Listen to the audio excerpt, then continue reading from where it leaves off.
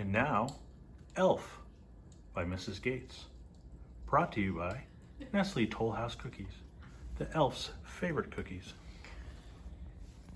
Elf. This is the story of how Buddy the Elf saved Christmas. It's a story that begins many years ago. One Christmas Eve, Santa Claus slid down the chimney of an orphanage with his sack full of toys. While he was eating some cookies the children had left out for him, a little baby crawled into his sack. On Christmas morning, Santa and his elves were celebrating another successful year of gift giving when they heard a strange noise coming from the toy sack. It was a baby. One of the other elves adopted the baby and named him Buddy.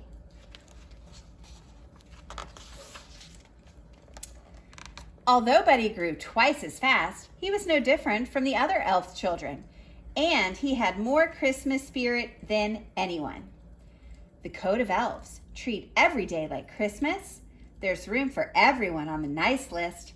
The best way to spread Christmas cheer is singing loud for all to hear.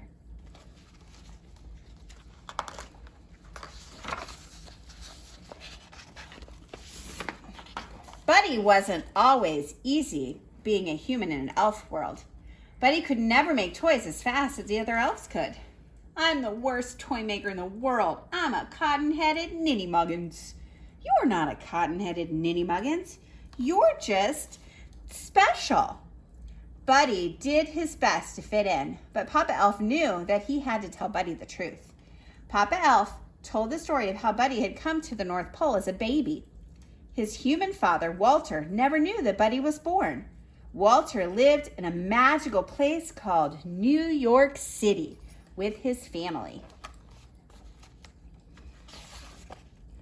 But that wasn't all. Santa had one more surprising thing to tell Buddy.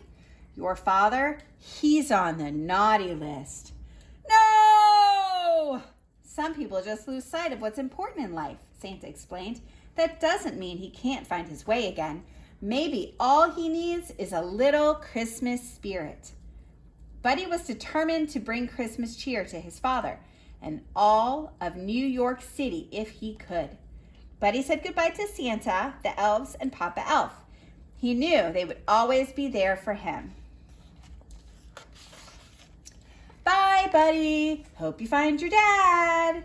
Buddy traveled through the 7 levels of the candy cane forest, past the sea of swirly twirly gumdrops, and then he walked through the Lincoln Tunnel. Buddy quickly learned that New York City truly was a magical place. He made new friends, got his shoes shined, ran circles through a revolving door, and played hopscotch on the crosswalk.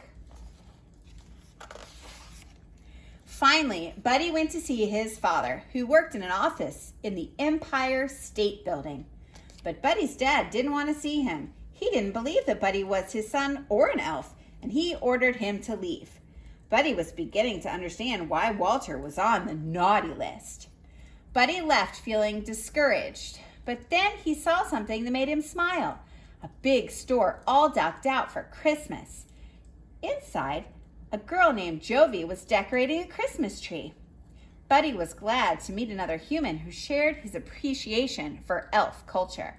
Jovi told him that Santa would be visiting the store the next day, but he was so excited to see Santa again. Buddy stayed up all night decorating the store in preparation for Santa's arrival. But when Santa arrived the next morning, Buddy realized that he was an imposter. You smell like beef and cheese. You're not the real Santa. You sit on a throne of lies. Buddy ripped off the fake Santa's beard, and all the children screamed. He caused such a ruckus that the store manager called Buddy's dad to pick him up. Buddy met his dad's wife, Emily, and their son, Michael. They were much friendlier than his dad. At dinner, Buddy told his family about the 4 main food groups that elves eat: candy, candy canes, candy corns, and syrup. Buddy had a whole list of things that he wanted to do with his dad. make snow angels for 2 hours, go ice skating, eat a whole roll of cookie dough as fast as we can, snuggle. But Buddy's dad didn't want to do any of those things. All he wanted to do was work. So Buddy went to work with his dad. He tried coffee. He helped answer the phone. Buddy the elf, what's your favorite color? And he sorted packages in the shiny mail room. Buddy hadn't forgotten about Jovi, the girl from the store. On Christmas Eve, they skipped down the sidewalk together. He showed her a sparkly Christmas tree in a shop window. And Jovi showed Buddy the biggest tree in all of New York City. Buddy was so excited that he interrupted a big meeting at his dad's office to tell him all about Jovi. I'm in love, and I don't care who knows it. But Buddy's dad didn't want to be interrupted. Get out. Buddy was so upset that he decided to run away. He left a note behind. I'm sorry I ruined and crammed 11 cookies into the VCR. I don't belong here. I don't belong anywhere. I'll never forget you. Love, Buddy.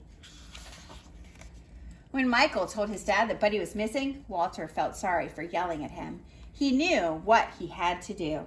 Walter's boss didn't want him to leave the meeting, but Walter said that nothing was more important than finding his son. Buddy was on his way out of the city, but then he saw something strange overhead. It was Santa's sleigh, and it was falling from the sky. Buddy found Santa in Central Park. My sleigh can't fly without Christmas spirit. And there's no Christmas spirit anymore, Santa explained. I need an elf's help. But Santa, I'm not an elf. Buddy, you're more of an elf than anyone I've ever met. Suddenly, Walter and Michael burst through the trees. They had been looking for Buddy all night. Buddy, I need to apologize to you, Walter said. You've been right about everything, and I don't want you to leave. You're my son, and I love you. I love you too, Dad.